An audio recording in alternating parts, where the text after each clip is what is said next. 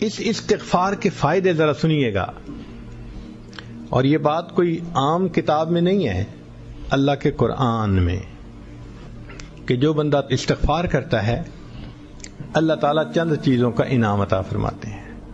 حضرت حسن رضی اللہ تعالیٰ عنہ ایک مرتبہ تشریف فرما تھے، ایک بندہ آیا، کہتے حضرت بڑا گنہگار ہوں، کوئی عمل بتا دیں گناہ معاف ہو جائیں۔ ان کا جاؤ استغفار کرو۔ ایک بندہ آیا، حضرت بڑے دنوں سے بارش رکی ہوئی ہے، ہوئی نہیں، کوئی عمل بتائیں کہ اللہ بارش عطا کر دیں۔ فرمایا کہ استغفار کرو۔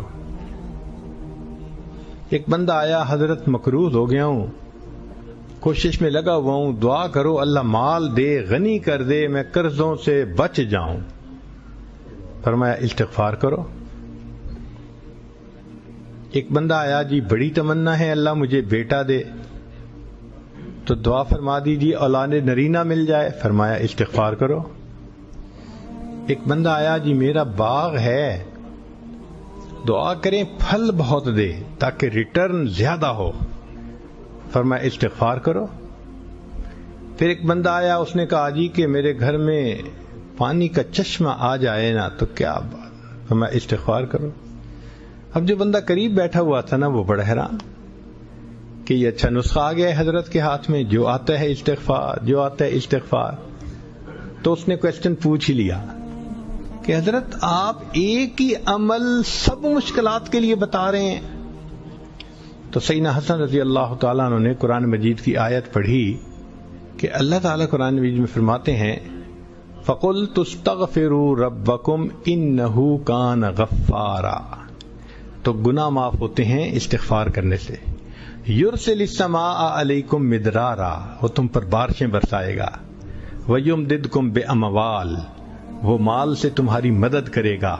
وبنین، اور بیٹوں سے تمہاری مدد کرے گا۔ ویجعل لکم جنات، تمہارے باغوں کا پھل زیادہ کر دے گا۔ ویجعل لکم انہارا، اللہ پانی کے چشمے جاری فرما دے گا۔ ایک آیت مبارکہ میں استغفار کے اتنے فائدے ہیں۔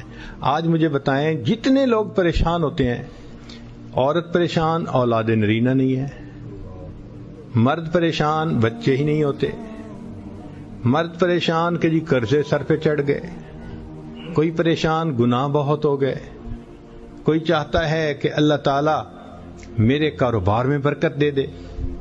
تو بھئی جیسے باغ کا پھل بڑھ جاتا ہے تو یہ کاروبار بھی تو باغ کی مانند ہے۔ استغفار کا ایک عمل ہم اگر پابندی سے کرنے لگ جائیں، ہمارے سارے مسئلے اسی سے حل ہو جائیں۔ کسی عملیات والے کے پاس جانے کی ضرورت نہیں ہے، نہ حساب کروانے کی ضرورت ہے، نہ کسی سے کچھ لکھنا لکھوانے کی ضرورت ہے۔ قرآن پاک کا نسخہ ہے، سچی بات ہے، اللہ کا کلام ہے، اللہ کی بات سچی۔ آپ اس کو آزما کے دیکھیے کہ استغفار کی کثرت سے اللہ تعالیٰ بندے پر کیا رحمتیں فرماتے۔